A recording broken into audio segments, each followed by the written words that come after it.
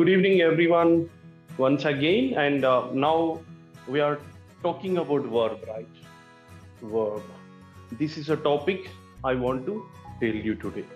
But here, we must learn, we must know where it has come from. So, right? So, if I write one sentence, I love my country. So, this is a one simple line I have written here. But the person, the aspirant may have doubt. Why do I need to learn verb? Why do I need to learn noun? Why don't I learn? Why don't I direct to speak English? Yes, we can do. But whenever we have a great command on all these, definitely our English would be really good. So let me write here. So this is a one line. Everybody loves his or her own country. I'm also like that. Here, these are the words actually. These are the words. Actually, from where we can get all these words, right? So these are the words from letters A, B, C, D. These are the letters, right? By forming a letters unite called a word, right? So these are the words have been taken from parts of speech. Parts of speech. So there are 8 parts in English. One is noun, we know that, and second one is pronoun, and third one is adjective. So here we should not pronounce D here, adjective, right? Fourth, verb, and fifth one is adverb, and sixth one is a preposition, right? And seventh one is conjunction, and eighth one is interjection. Okay, these are the 8 parts of English. We can call them as parts of speech. So one of the most important part is a verb, right? Verb takes an important role in English, because without having verb, without taking verb, without using verb, we cannot make a sentence. This is true. So that is the reason we must learn verb, right?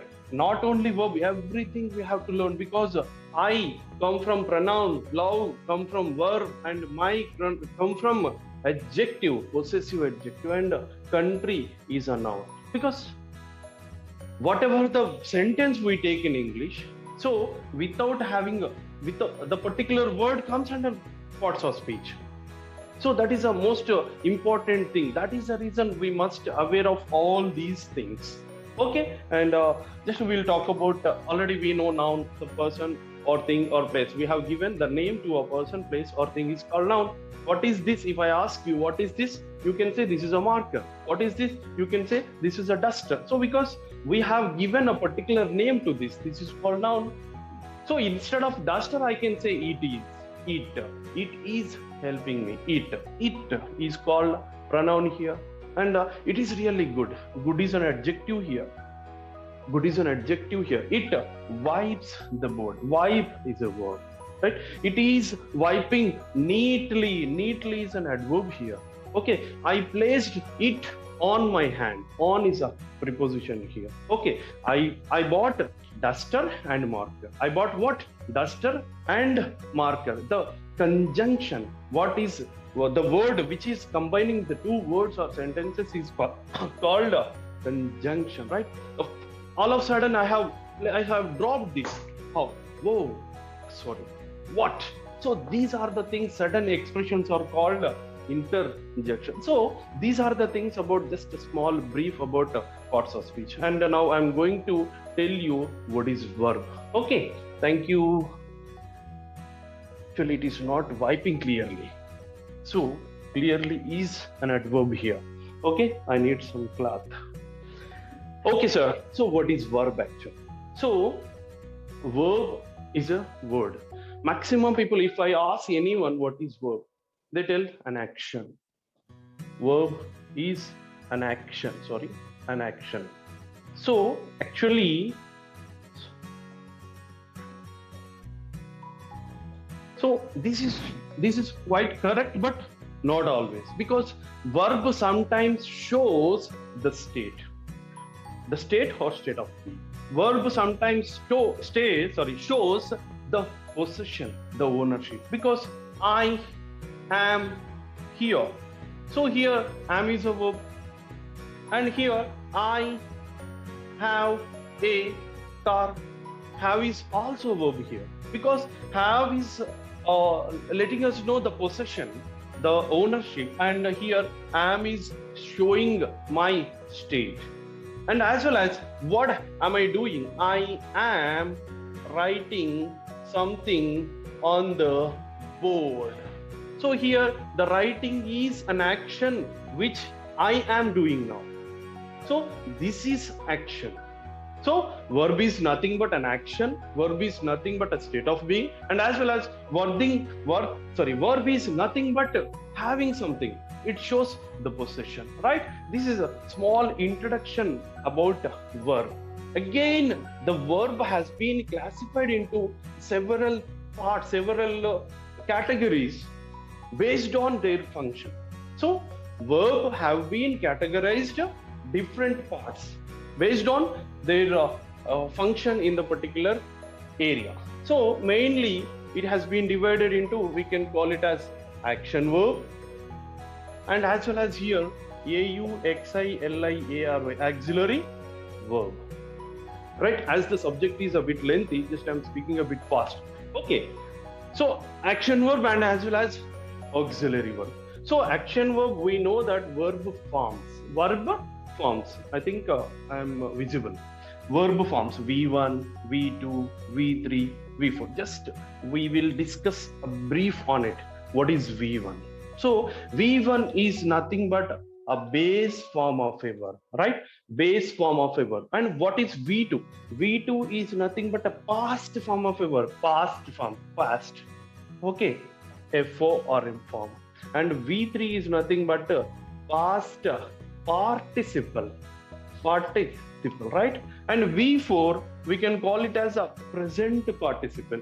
This is really a strange word, and locally we can call colloquially ing form of a verb, right? And it can also be called present participle. This is a past participle and it is called present participle. And sometimes some books and some people definitely believe that V5. Okay, V5. What is V5? Whenever we add yes or es or ies to the base form, it is nothing but V5. We will take one example here. So my baby, my baby sings. I sing a song, sing.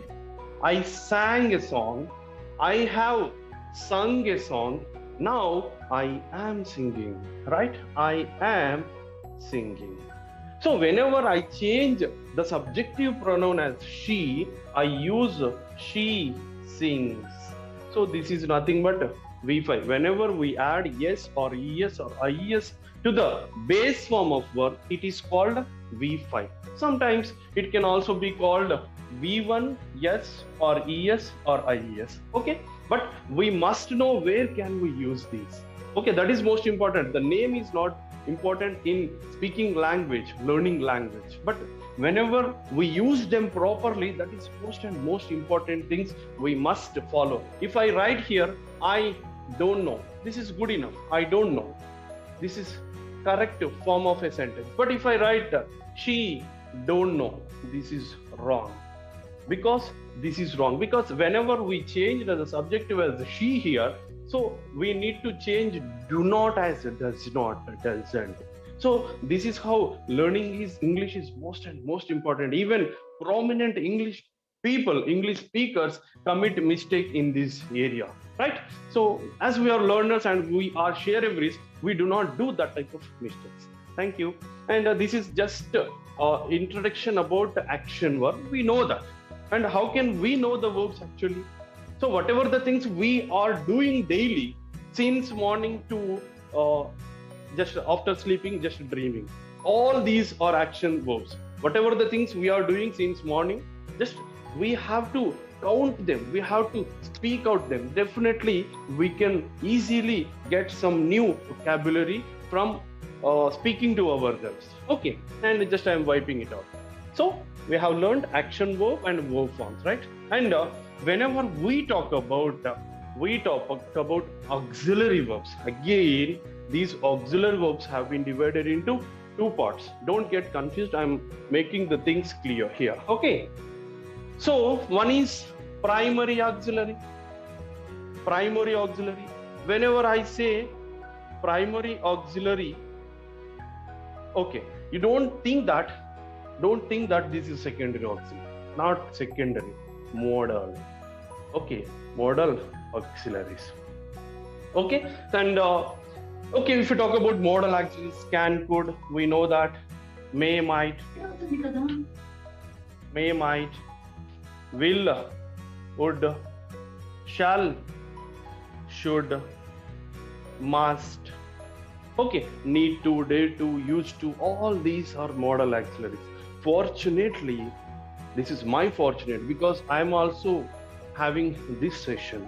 I am going to teach you this session on the end of the February, right? We will discuss a bit brief on the particular day. So now if we talk about primary auxiliaries.